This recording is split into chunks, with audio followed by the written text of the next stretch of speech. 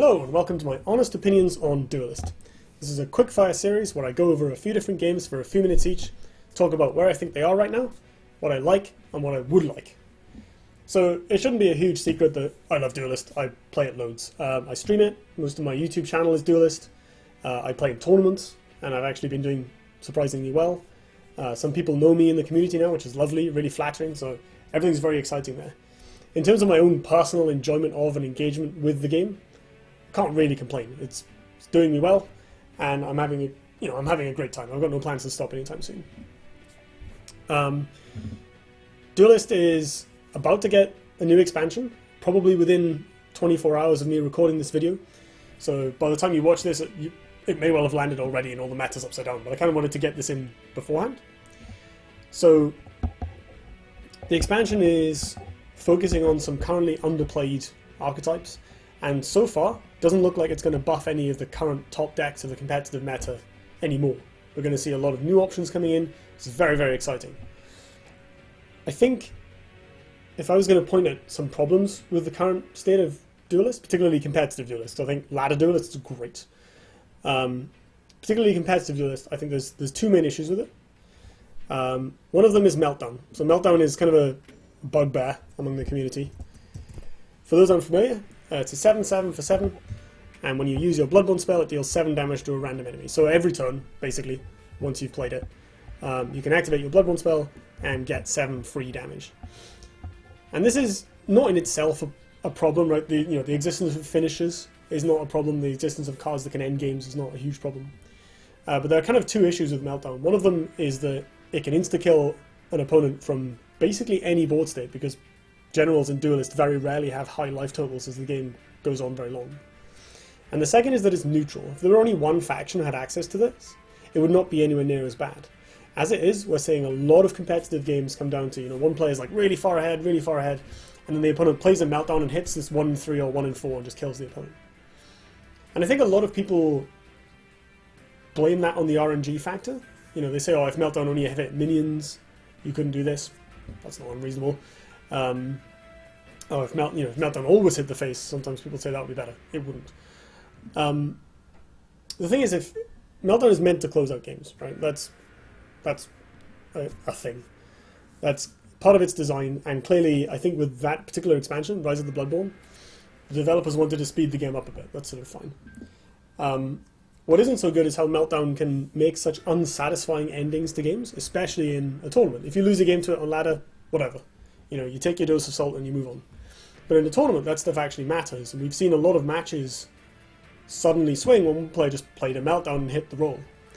And giving basically every faction this game's equivalent of Pyroblast, or indeed a neutral version of Spiral Technique, if you're a Duelyst player, is kind of unhealthy, right? That amount of kind of zero effort face burst, even if it is random, so it doesn't always work, is a bit unhealthy for the game as a whole, because it's quite easy for it to undo a lot of hard work from the other player. And I feel like, you should have to do something very clever or specific to get out of it. When your opponent's 95% to win or whatever, your out shouldn't be top deck Meltdown and hit the RNG, it should be do something cool. Maybe your deck can't get out of that situation at all. If your opponent's got lethal on board and they've got 4 minions and they're miles away, you're kind of supposed to die, right? So the existence of Meltdown in a meta has warped a lot of long games. They're all about Meltdown. It's all about trying to make sure you don't die to Meltdown, make sure your life total's high, which you can't really do against a lot of decks anyway, especially Faye, because her Bloodborne spell deals you 2 damage every turn. All the control decks are playing 3 Meltdowns, even some of the mid-range decks are playing Meltdowns. Like, the card is everywhere. And it's displacing all the other cool 7-drops in the game, like Pandora, Dark Nemesis, even stuff like, I guess Grandmaster Zir seeing a bit of play, but things like Elix Stoneblade, why play that when you can play Meltdown, right? So I'd like to see Meltdown reworked or nerfed or something, just to make sure that it's not having that same effect, whether because it drops out of the meta because it's now bad, I don't mind, that's not a huge sacrifice to make, or whether it gets changed to something that has a more incremental effect, or is more of a value and removal card rather than a neutral Spiral Technique. The other issue that I have a concern with is Lionel as a faction. So Lion at the moment, are kind of on the top of the meta. That's, I mean, a faction is usually going to be, and they don't have that much of an edge. So that is not in itself my concern. Having a deck to beat is not necessarily a bad thing, and that'll shift over time anyway.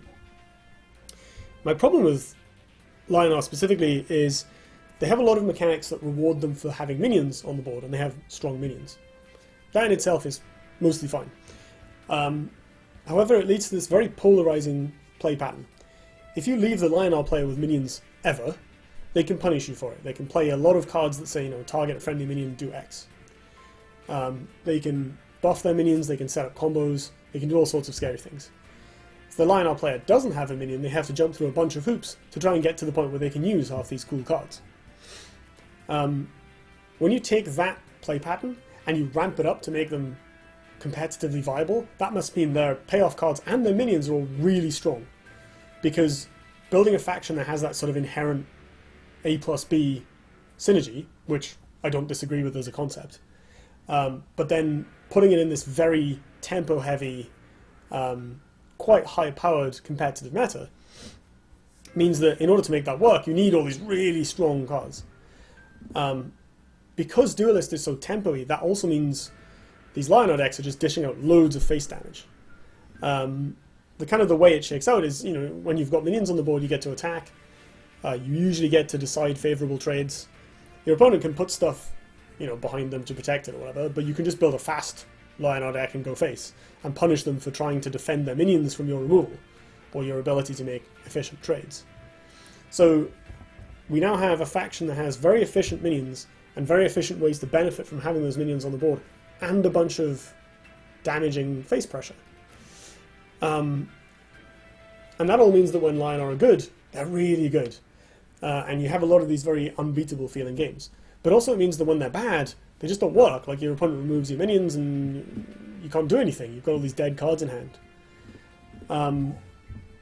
So I think how I'd like to see this addressed, I'd like to see certain cards rebalanced. I think I would love to see Holy Immolation. This is the usual thing. I'd like to see Holy Immolation not be able to deal damage to an opponent. Just their minions. So when this is a removal spell and a healing spell, I think that's fine. I think that's a good value play.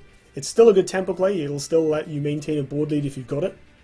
But it doesn't put the opponent further and further behind. If you cast a couple of these Holy Immolations, you clear their board and you put them down to really low life. So by the time they get a chance to stick something that might not die to Immolation and force you to do something else, it doesn't matter. They can just go face. So the Lion deck's ability to just burn you down very quickly is mostly thanks to this card. And I think I'd like to see them become a more board-focused faction, given that's what their strength and weakness is in the first place. And a bit less able to just go face, so that the moment you start being able to try and make tempo swings back the other way, or try and stick minions they're going to struggle to deal with, it doesn't matter, they can just kill you. So I think that's kind of my problem with Lion is not so much that they're powerful, right? Things can be powerful, that's fine. They're not unbeatable, far from it. I think they have a small statistical edge against the field, but there are counters to them. That's okay. I think the Duelyst meta is, at the moment, a bit polarized, but largely healthy. And the ladder is fine. There's people playing all sorts of great stuff on ladder. You can always find brews, as well as the top decks. And there's a lot of things that are generally viable at the slightly lower demand for power level. It's not like Hearthstone where everyone's playing Pirate Warrior, it's fine. But I think, just as a design in general for the faction, I'd like to see Lion become a bit less reliant on always having their minions, and a bit less punishing when they do. Overall, I think, as a direction to move them in. Not so much, like, this detracts from their character a bit, but it balances them. It makes them fairer. I think it'll make them a bit easier to pick up, more forgiving from the player's side, but also less likely to be so aggressively dominant when they're very good, like in this situation we have right now, where this kind of tempo Lion decks like I've got here. We've got an early aggressive curve, followed by these massive minions, refueled with Trinity Oath, which is another card that gets commonly requested to be nerfed. Just because it lets a deck that has so many good cards and so much pressure reload so easily. This deck's basically got it all. So I'd like to see some of these, the most powerful cards get curbed a bit, and some of the less powerful or more situational, more dependent cards get brought up a bit, so you don't feel so bad for playing them. Or, you know, have Lionar able to have more minions that will stick, but less ability to punish your opponent for not being able to kill. You know, maybe give them like a 1/6 for 2. That you can put after Blazes on, or you can put Divine Bonds on, but, you know, maybe, I guess Divine Bond would probably have to be 4 mana if you're going to do that, but, you know, something that sticks around a bit more easily, but also then you rein in the payoff cards so that it's not quite as punishing for the opponent. Outside of that, I mean, those are 2 fairly specific complaints, right? We've got a slightly nuanced, what I would call a design issue, but may not be that much of a deal with one faction, coupled with its current high power level, and one card that I think is in need of a rework. And outside of that, I think Duelyst is actually doing really, really well. You know, in terms of balance, in terms of skill, and in terms of the overall, you know, fun experience of playing tournaments and the health of the meta, I think it's doing really well.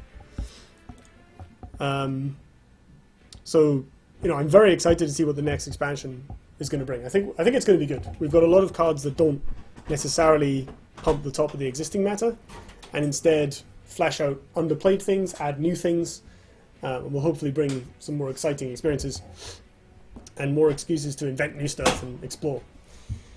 So yeah, overall, doing good. Meltdown sucks. Lionar are a bit odd. Other than that, we're doing great. So that's it for this video, and I will see you next time.